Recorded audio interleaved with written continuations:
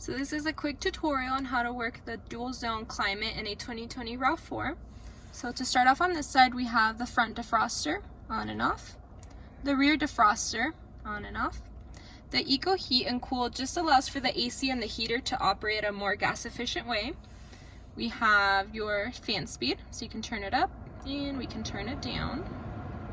We have the mode button, which is wherever you want the air to flow, which shows you on this little person. Every time you click it, it'll show you each mode. We have recirculating air on and off. This one here will shut the rear vents if there's no one sitting back there. The sync right over here, when it's on, allows the driver to control both temperatures. And if the passenger wants to have their own temperature, they can choose. AC on and off.